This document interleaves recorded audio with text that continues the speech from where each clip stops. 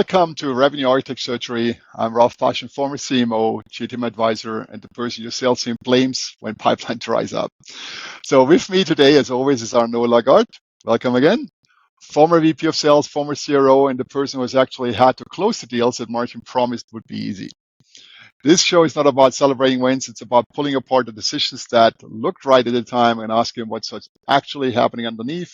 Every episode, Arnaud and I take a real failure pattern we have seen inside B2B SaaS revenue teams, the kind that does not make it into the case study, and we do the surgery. No spin, no polished retrospectives, just a diagnosis. And today's episode is about the most common reflex in B2B SaaS, and we just talked about it as a preparation before the call. When revenue growth slows, hire more salespeople. Investor talk, investor asking for, everybody asks for.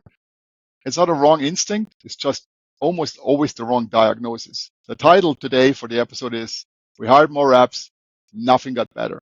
So you're going to talk about what headcount actually fixes, what it cannot fix, what it costs when you use it to paper over a broken motion, and what you be doing instead. Let's get into it. Let's start with the psychology. Why does a seasoned revenue leader, I'm not meaning you, Arnaud, someone who has seen this film before, still reach for headcount as the first lever? Guys, you've seen that. What's wrong with that? So, Arnaud, what is your take on this? Well, I think sometimes the problems start even earlier than when the CRO arrives. I think, tech founders in general sometimes confuse activities and impact. And they have that tendency to sort of hope that if a sales motion is broken, or they feel that the sales motion is broken, by employing seasoned salespeople, the problem is going to go and disappear, and the enterprise salespeople are going to, work it out. I've seen, and I've advised many companies, over the last 10 months, I've seen companies going through their third round of CROs and their third rounds of salespeople, and still trying to solve go-to-market problems by just employing more sales. The founders, especially, sometimes confuse or miss the importance of founder-led sales. They feel that it's about generating revenue.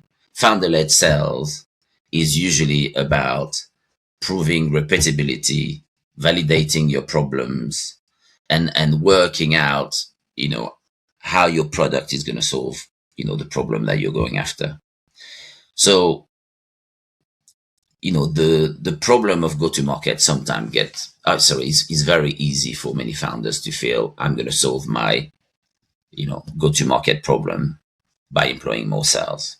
Or second thing is, I've got some activities, I've got a few projects, it's not going fast enough. I've got a burn rate of X a month.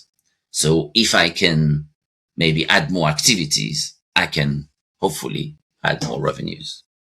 And this is like, adding fuel to the fire when it talks to burnout. Because if you put, more resources on a broken motion, you just technically accelerate your burn. And then we get into very messy situations. So I can see this with founders as well. So founders sometimes depends on emotion, PLG, product growth, for the people listening the first time to these episodes. Higher marketing, they can do all of it.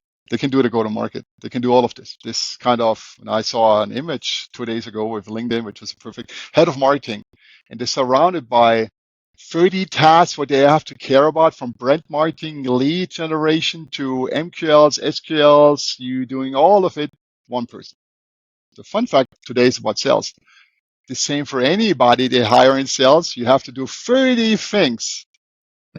Own the go-to-market, run the whole thing, build it out.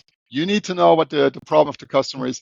If you did not fix that before, your pipeline is anyhow dry. So adding a salesperson, now we can talk about salesperson a little bit, and the behavior changed over the last 10, 15 years, maybe the last 5 years.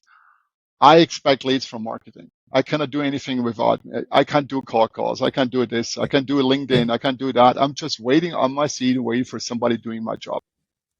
Good. That's a good approach as well. But if you hire a person like that, how does this help your pipeline?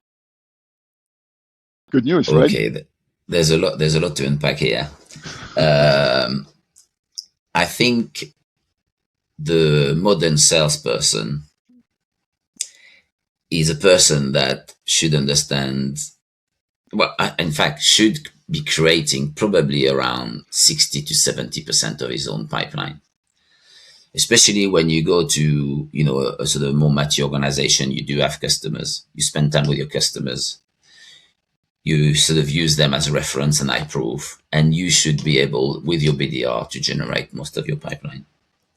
That's my view. I've been into organizations, however, where, we talked about this, I've got a pipeline problem. I need more leads, but again, the conversions means that you're just adding waste to the same.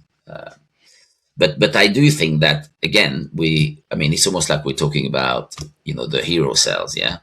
The sales guys that, might have, a specific view of the market.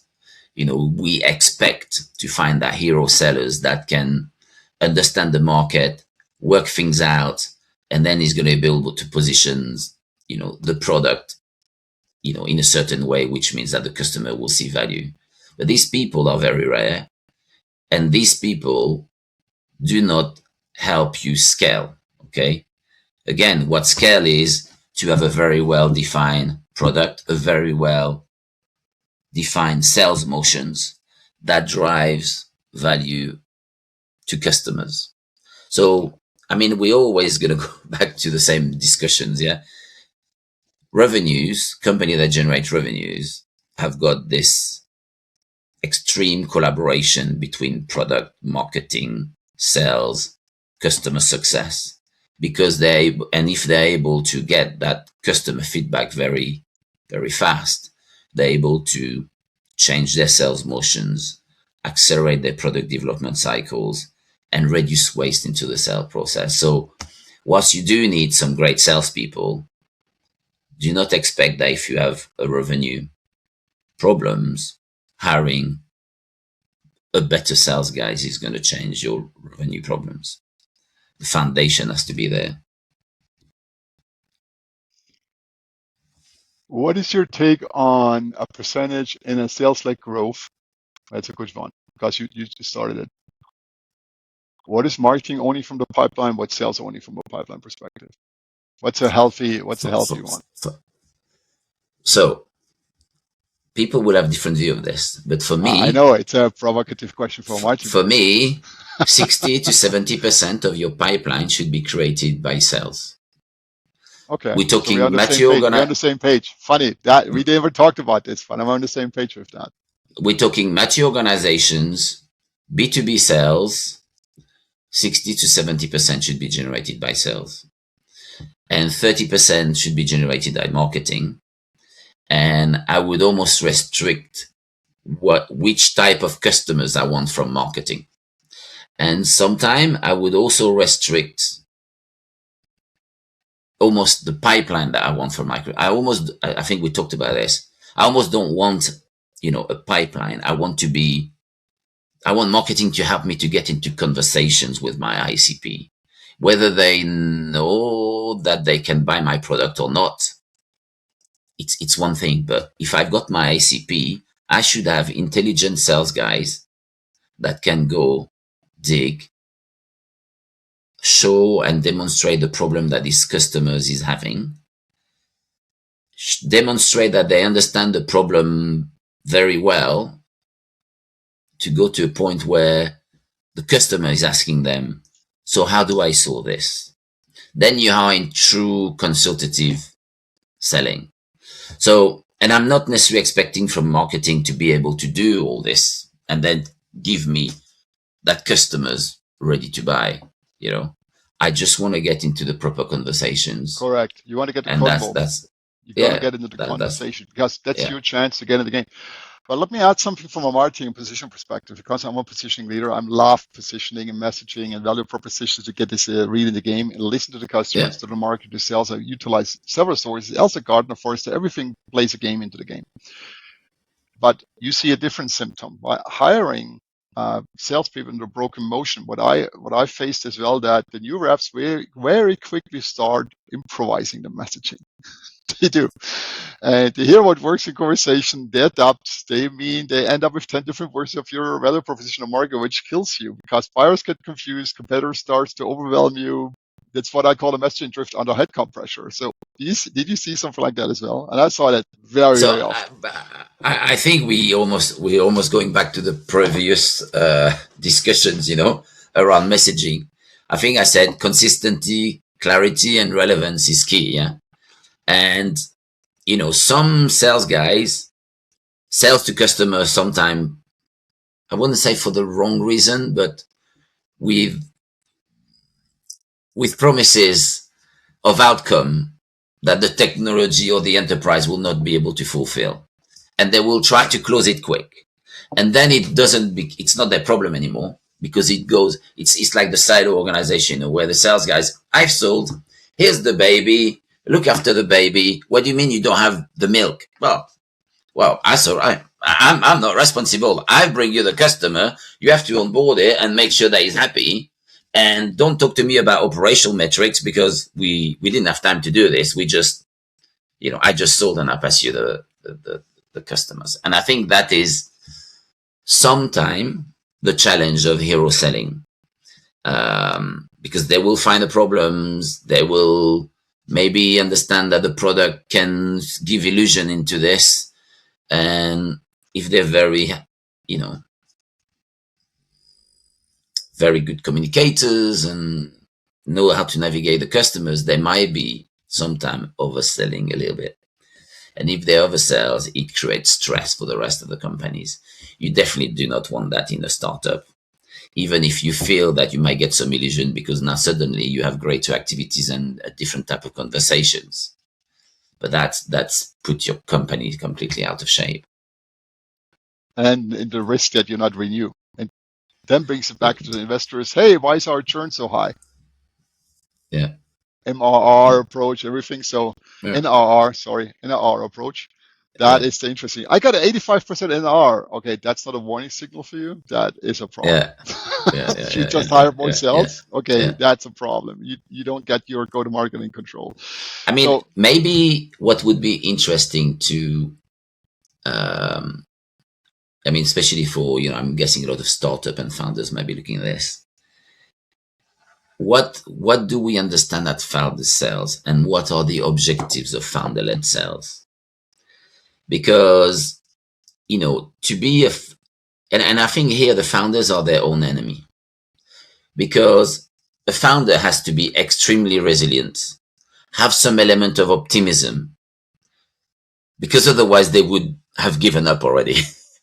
So they are a certain type of animal that can still have, go through, very tough time, believe in their innovation and follow, and sometimes ignore some of the noise, because otherwise they would have given up.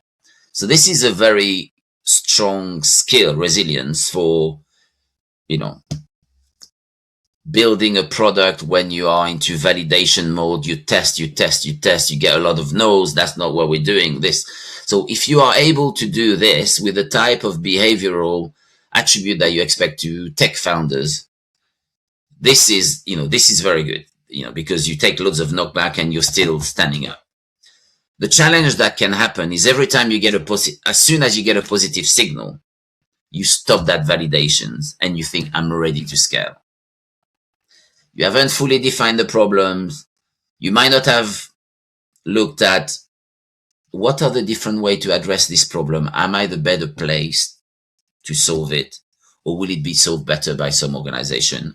What does this competitor do that I can do better? And then you go into scaling mode and you say, I've got one, I understand. And then you say, let's scale up activities.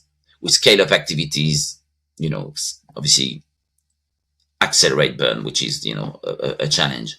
But I think for me, founder-led sales is around validating your problems, defining your MVP, and then if you can show that you are able to repeat the entry of new customers, that's only phase one. You need to validate that your promise is able to be delivered, and you need to be able, ideally, to show that the customers will extend its usage, because this is the true proof of product market fit. Yeah. Mm-hmm. Once you've got there, and it might seem a little bit long, but it doesn't have to be, you can automate a lot of these activities. This is the point where you say, I've got customers, I've got proof, I've got an element of reference, I can prove that I can scale. This is when I need to start about employing salespeople. If you don't have, maybe that'll be one of the recommendations, but if you can't show that, you can double your win rate from maybe the average 15% to 30%. And personally, I would say in these early days, you almost need to go a little bit higher, because the founders got such an understanding, or should have such an understanding of his product, that this weapon will not be into a salesman's arm. So if you can get to 40 to 45%, now is the time to refine and start scaling. But if you can't get to that level of conversion, it means you might not have mastered your ICP. There is still maybe a little bit of an ill-defined between your value prop and the customer problem. So that's for me the founder-led sales is a very important one. So I agree with that. But there's a time you have to shift away from that. There's a time you have to shift away. This is not the typical PMF $10 million ARR, where all the books are saying, if you read all the books, they're telling you 10 million ARR, now you get a PMF. First of all, master the product problem fit. That's something which is between this 10 million. You can start at 500,000, first 5 customers, whatever. But if you not fix that part, and you get your go-to-market motion in place, the ICP, who I'm targeting for, know your competition, how to handle them. Features don't care. You can speak as an evangelist about everything. This doesn't mean you sell. But the funnel that sells, there's a time you have to hand over, and it's already before PMF, which is 10 million AR. If you have a motion in place, you can repeat. That's the time you should add sales, because now you can accelerate this. And something investors should look into, not just, hey, hire sales, it solves your problem. Hire marketing, it solves your problem. That's not the game.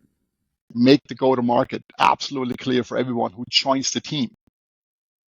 Everyone who's a marketing or is a salesperson, customer success, don't worry about it. The go-to-market motion, because I tell a story all the time. I always typically knows it in German. You know the dead horse principles in enterprise organizations. The dead horse. That's exactly what sales sells. He sells a dead horse.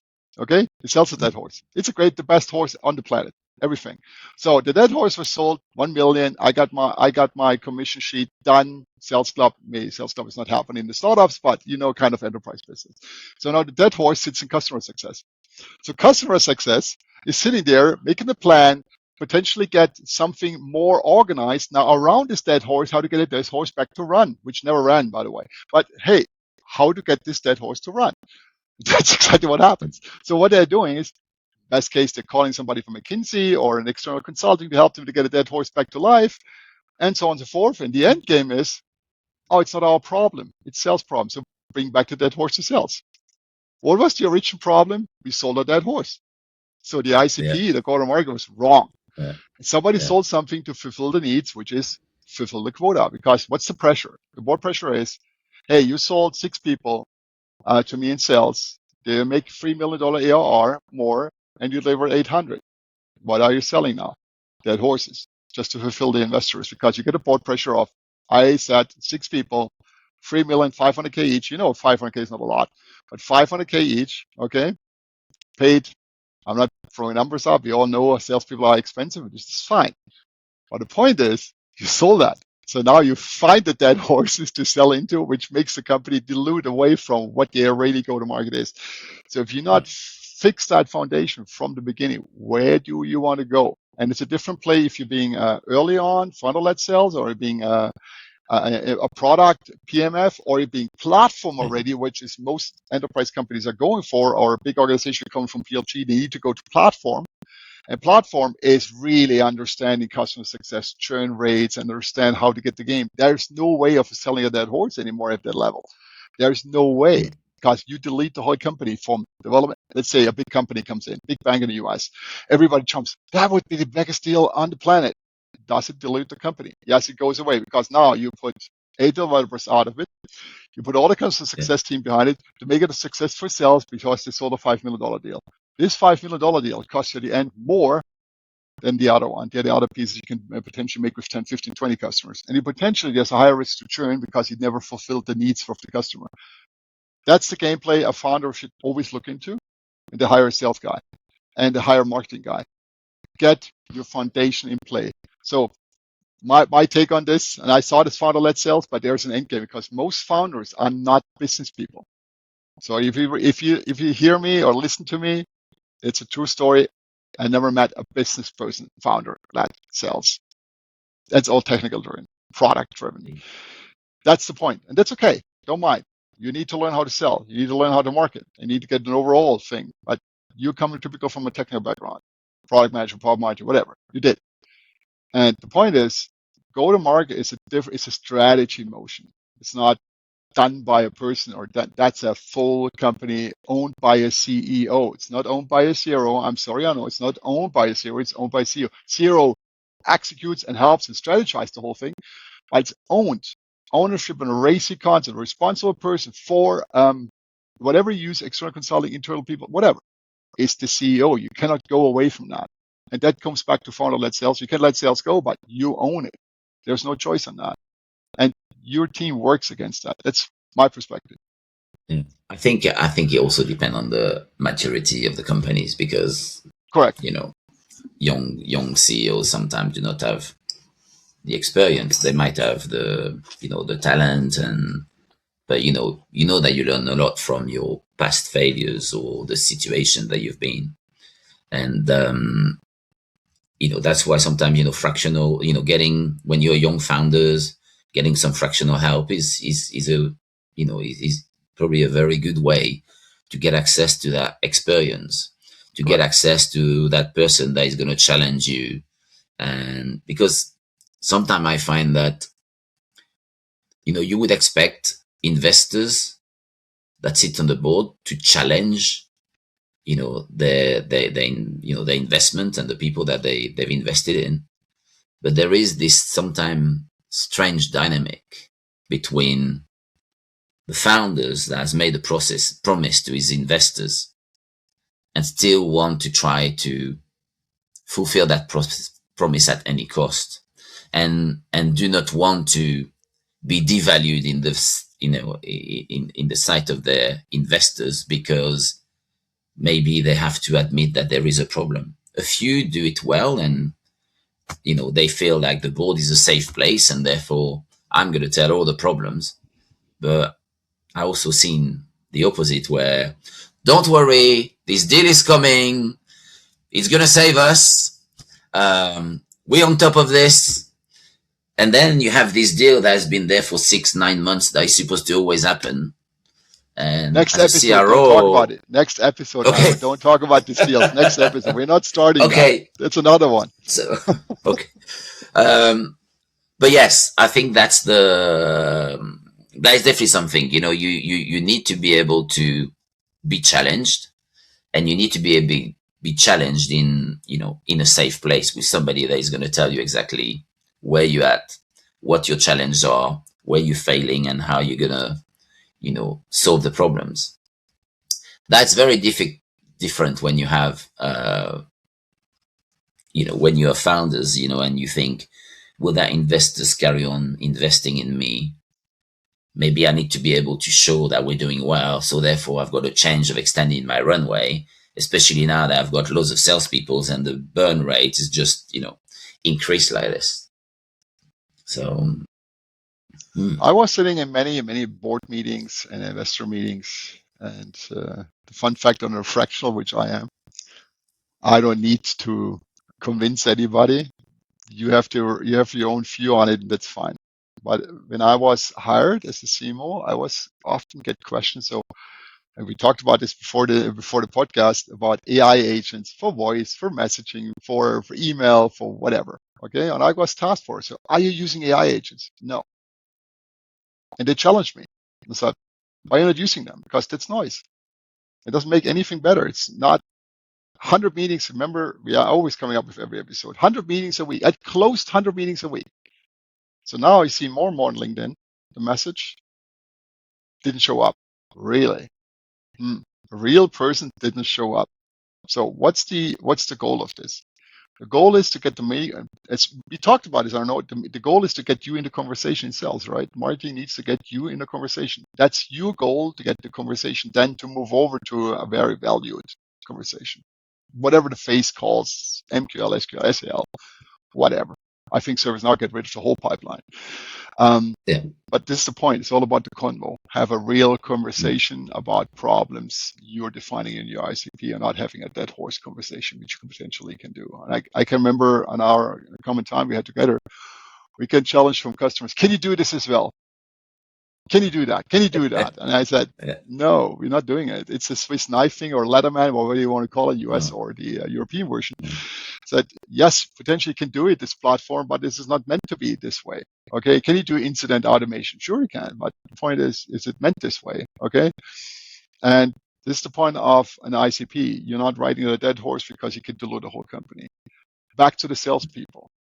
You're promising to the board they can do that. So let's open up some money, get the people on board. The problem, what most people think, now I get 6 people on board. I get 3 people on board. I get all the headcounts on board. Oh, great. It saves my, sorry to say, and I say it loud, it saves my ass. And the potential also can hurt you. It's not only save it because, hey, you asked for something, you better deliver. Okay? Because it's a game, it's a number crunching game in board meetings. Investors care about numbers. They don't care about people. They don't care about anything you do in the business. They care about how can you evaluate higher, how you can exit, how I can sell the company so I make money with it. That's all they care. If you trust them or not, that's yours. But it's all about they care. And that's okay. I don't mind on this. Okay? But that's the understanding you need. And if you need to get technical expertise or expertise in place, fractional is the best choice. By the way, they're using fractionals as well. So investors opening it up for their business, especially tier 1 investors. They open up their network to get these fractionals to you with sales, with marketing, to teach and educate you what they think. Again, these are leaders, seasoned leaders in there. This doesn't mean they know your market. This doesn't mean they know your ICP. It doesn't mean they know it better than you. This is not the meaning of it. They know the steps and the frameworks and all the kind of. They know it potentially better than you, but not your ICPs. You're not getting let out of this. An investor will not teach you how to do ICP. They will not teach you how to do go-to-market. They know it from their past lives, frameworks, all that. This is the hard part of the game. So you as a leader or as a founder, you need to understand what helps me now to get my thing up and running. And a fractional CRO is, by the way, also a perfect point to get in. A fractional CRO is the same thing like a fractional CMO. It doesn't mean you need to get the full-blown salary out and just hire them for 1 or 2 days a week, a month, and just talk with them. Okay? And just, hey, what do you think about this? I go in this direction. Then it gives you really, because they have experience of 10, 15, 20, 30, 100 clients, give you an understanding where this goes. Look for specialties and everything. So the point is, hiring sales is not a bad thing, but in my perspective, do you have a pipeline for hiring sales? That's, for me, a first question I ask founders. Do you have a pipeline or a motion in place which you can repeat? That's the point.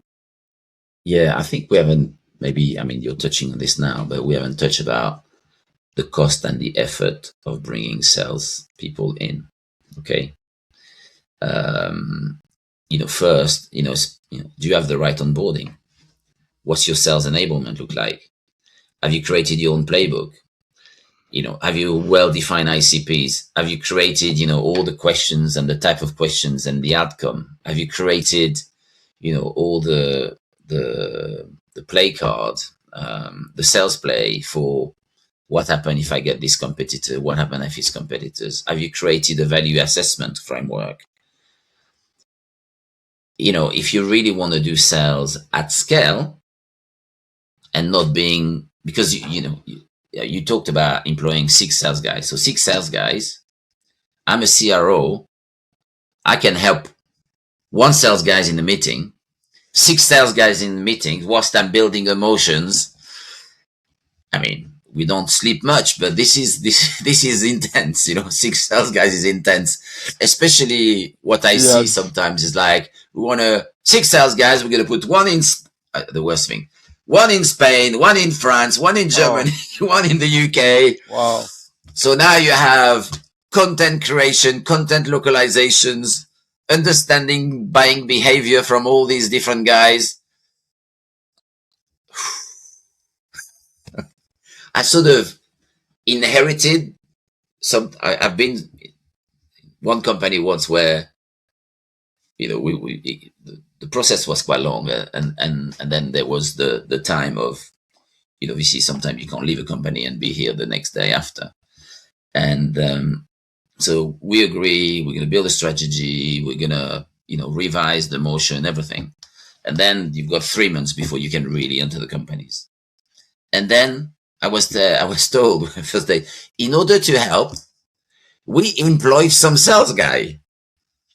I was like, excuse me? Yes, we employed. So like that, it's easier. You can just, train them. And it was like, yeah, just. So that's that's exactly what we were starting is, there's a lot of effort in terms of onboarding and ramping up a sales guy, especially when you are maybe in sort of early stage or you're doing new market, because you're also learning at the same time what works, what doesn't work. So maybe that's something that is quite, important, not to underestimate the effort that is required. And again, I think it's the same things. Yeah, it's the usual stuff. When you want to try something, try by doing step 1. Don't try to do step 1, 2, 3, and 4, like opening new market at the same time and new industries. And just you employ sales guys. You put it on your primary ICP with a primary message. You've already defined the value propositions. You can explain him the product. So technically, you're asking him in the first instance to almost act like a bot. Execute it. This is the process. This is how we govern. This is how we govern through qualifications, all that type of stuff. And then show and demonstrate that by doing this, it works. And then look at your target addressable market. Are you better employing the 2nd and the 3rd sales guys to address the same customers? Because maybe you want to dominate that market very quickly before you go and start thinking about adding complexity in your marketing, outreach, and all that type of stuff. Mm-hmm. So, by coming to the end of this episode, and we talk about this deal still in the next 6 to 9 months, in the next episode 4. But what are the 3 things, before we close it out, what are the 3 things you want leaders to understand or recognize? So I think the first thing, and we talk in slightly different ways with all the different episodes, is the same. It's the same recommendation. Make sure you have a repeatable revenue engine and motion before you add capacity or sales team. Yeah. Once you understand that motion very well, once you understand the product, then you can do that. You need to know who buys, how do they buy, what's your competition. Once you understand that, you're ready to add capacity and sales capacity. Before that, redefine the problems, making sure you refine your core market and your core value propositions. We talked also earlier, sort of before salespeople wants to be successful. Okay. If you have a salesperson, you employ him, and you expect him to do market testing, that means that he's not gonna be able to win any commission before, he's worked that out, if he can ever work it out by himself. So I would say make sure that you have also a very high win rate before you start employing salespeople. Mhm. So, push your win, make sure you have your win rate at, as I think we said earlier, 40, 50% when you look at your closed market, and definitely not under 30% before you add salespeople. So that was the things, because it will help you also recruit the best salespeople. The best salespeople will be inquisitive. They'll be curious. They'll ask you lots of questions. And if you can see that, they don't have a recipe to earn commissions, it's likely that you're not going to get the best salespeople, because they might find that, situation elsewhere. And then to come back to this, make sure that you don't use your salespeople as market testing engine. It's expensive. It'll accelerate your burn rate, and you might not be able to, get the outcome that you want. So again, make sure your market test as part of your founder's sales priority. You want to understand that ICP. You want to understand, the right positioning. What is the pricing I'm going to do? Because you don't want to have, the sales guys to find that out. This is something that you need to find out before you go to the next phase. So these are what I would think. I think, That's great sales recommendation. guys are here to scale. They're not here to find out. Yeah. Correct. Very expensive approach, by the way, to do that. Yes. Very expensive approach. Okay. Thank you. If this episode has surfaced something you recognize in your own motion, start with a structured diagnosis before the next hiring decision. Arnaud and myself are both running GTM assessments for B2B SaaS teams, going through exactly this as an inflection point. And the point is that you're hiring into strengths rather than peppering over gaps. That's exactly what also one as a recommendation was from Arnaud. If you found this conversation useful, share it with the CRO of VP Sales in your network who's currently staring at an open headcount rec and wondering why the last 3 hires did not move the number. Thanks for listening to Revenue Architect Surgery. Real revenue leaders, real GTM failures, no spin. We'll see you in 2 weeks for episode 4, which Arnaud tried to get into the game, but the episode is called We Knew the Deal Was That, but we left it into the pipeline. Next episode is coming soon. Thank you, Arnaud. Okay. Thank you.